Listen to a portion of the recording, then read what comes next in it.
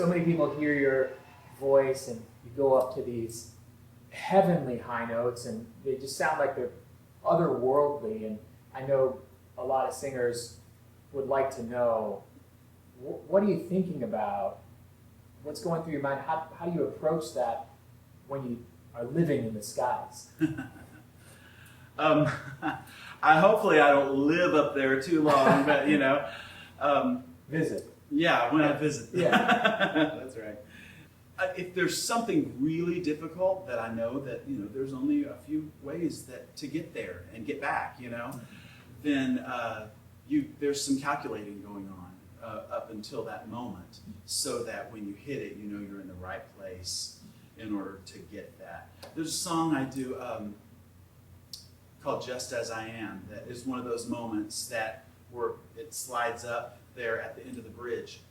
And for me, it's a combination of space and compression, making sure it's just not, all that belt muscling it up there just won't work on a given night. It won't work. So it's making sure that it's in that I'm leading up to that place where my vocal cords are as thinned out as possible. I have a lot of teachers call them the mask. Sure. That keeping the sound forward like that. Yep. And then also a place of ease of my breath. And so more than thinking about it while I'm there, it's a lot of thinking about it before I get there.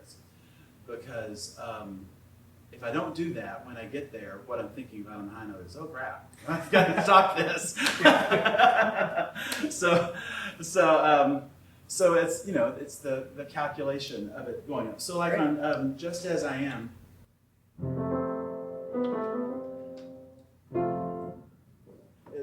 I am not afraid to follow you where you lead me. I can leave the past behind me.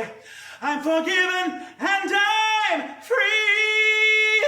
So here I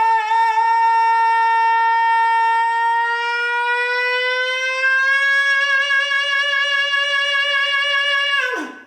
So you can see that I'm really trying to narrow what's underneath. All of this weight that I have, that I've got to really make the pool shallow there. Sure. In order to, I work with visuals a lot. I do. I try to know what's going on, scientifically, physiologically. Sure. But visual concepts help a lot in the moment to just kind of lose the weight of that tone, bring it forward, and instead of sliding up like this, sliding up like this, And so there's a difference about how you would approach, different notes like that. That one was obviously very forward, and the soft palate was lowered even when I got up there, that kind of thing. This is an awesome balance of the nasal resonance and changing the resonance spaces, keeping compression, and a steady flow. It was all. Well, thank you. What else can you ask? What's interesting for young students is they are scared of what you actually are hearing in your head. Because there's a lot of buzz and vibration going on.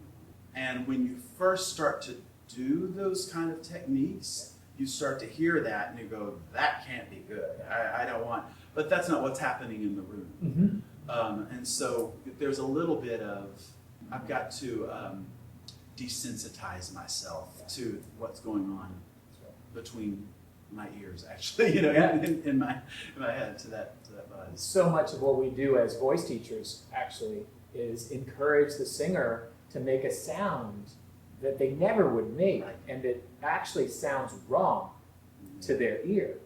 And then we have to say, no, that's it. And then grow accustomed to that new sensation and that sound that is often bizarre. Especially Bizarre is a great word for it. Yeah. It is. And the best teaching tool that I had, bar none, was recording myself. Because it did not lie. And a great thing that I did to record myself and go, oh, that's not what that sounded like. I see.